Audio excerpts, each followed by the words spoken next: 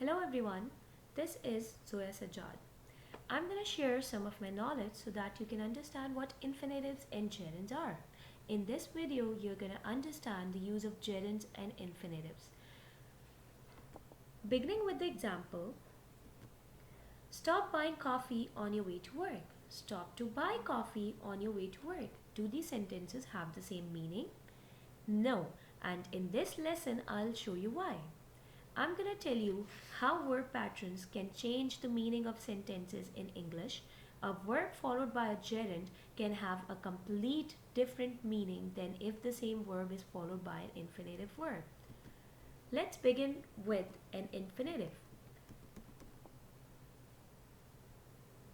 An infinitive is the verb that has to at the beginning.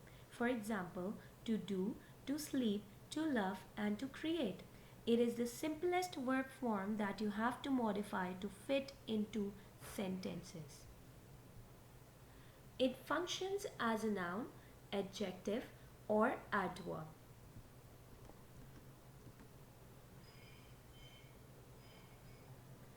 It can be used as object of a sentence.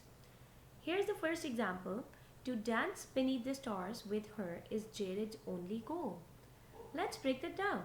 What is the sentence about? It's about dancing beneath the stars. To dance beneath the stars with her. Operates as a noun and serves as the subject of the sentence. Let's move on to another example, which says the best book to help you understand fairy tales is titled Once Upon a Time. It is acting as an adjective in the sentence. In this example, the subject or the thing being discussed is a book. We learn more about the book or it gets modified by the phrase to help you understand fairy tales. Now we know it's not just a book, it's a book that details fairy tale. Mary walked to breathe in some fresh air. Now this, you're gonna tell me that what it is. Is it functioning as a noun, adjective, or an adverb? Okay, now let me tell you. Mary walked to breathe in some fresh air. It is acting as an adverb. Here, to breathe in some fresh air is modifying the verb walked. It's giving us some information about why she took this action. So, the more examples, the rest of the examples, you are going to tell me in the comment box that it is acting, infinitive is acting as what in the sentence. Let's move on to the next, which is gerunds. Gerunds are formed by adding ing to the verb. For example, sleeping, drawing, swimming, but they are not the ing verb forms that you see in the present or past continuous tense. Do remember that. They look the same, but gerunds are actually verb forms used as nouns. Gerunds acts as a subject or object of the sentence. As you can see in the examples, speaking 3 languages is hard. He was angry losing all his money. Now that you know the difference between infinitives and gerunds, let me introduce the rules that will help you use both correctly.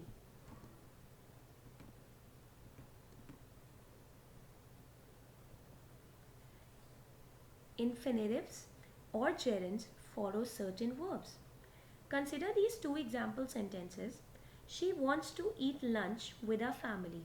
She enjoys eating lunch with her family. Why is to eat and not eating correct in the first example? Why is eating and not to eat correct in the second example? Whether to use an infinitive or a gerund here is determined by the first verb. In English, we use an infinitive after want, need, promise, and other words. We use a gerund after enjoy, avoid, consider, and other verbs. There is no obvious rhyme or reason to account for which verbs must be followed by an infinitive and which must be followed by a gerund. Here I have provided you some of the list which verbs are followed by infinitives and which verbs are followed by gerunds. let's move on to the next rule, which says, do all verbs change meaning when followed by a gerund or the infinitive? Some verbs can be followed by either an infinitive or a gerund with no difference in meaning. As you can see in the example, if you begin to cook now, dinner will be ready by 7:30. If you begin cooking now, dinner will be ready by 7:30. Both of the sentences are providing the similar meaning. Now let's move on to the next rule, which says, there are a few verbs that can be followed by either an infinitive or a gerund, but the meaning of the sentence is different. This group includes remember, stop, forget, and try. As I have to relate my example which I gave you in the start of the lecture, which was stop buying coffee on your way to work. Stop with a gerund means to quit an action.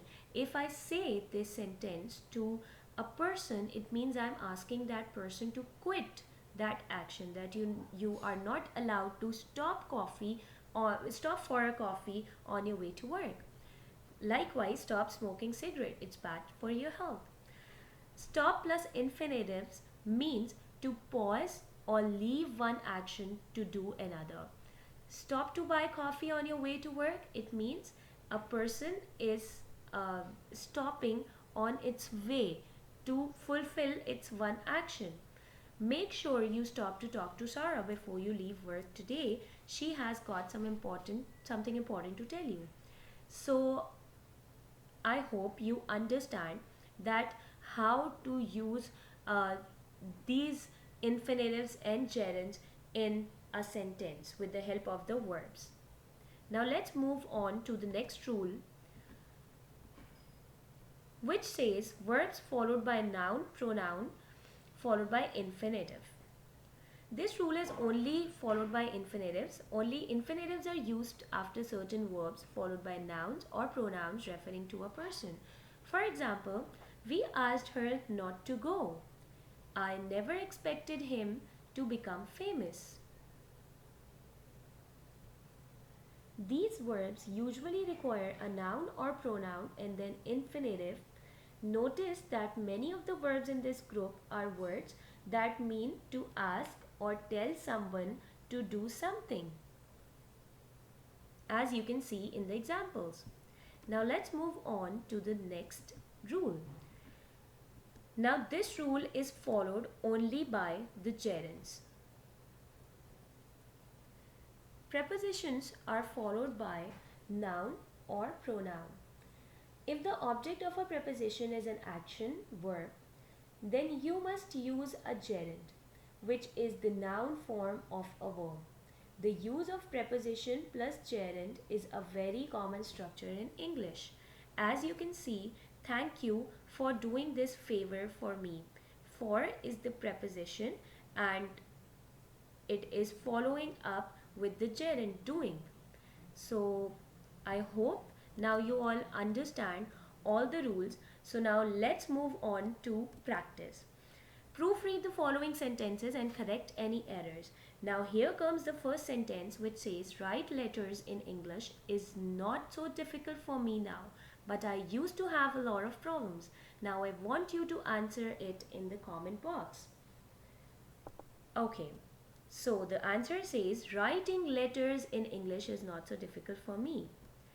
Thanks for wrote an email to me. Thanks for writing an email to me. I want that you eat dinner with me tonight. I want you to eat dinner with me tonight. I hope you understand all of it. I want you to attempt these answers and do let me know that how you understand it in the comment box. Now let's move on to the questions. So I hope you all understand whatever I have tried to explain you, and if you do have any questions, do let me know. I'll try to reply you in the comment box. Thank you.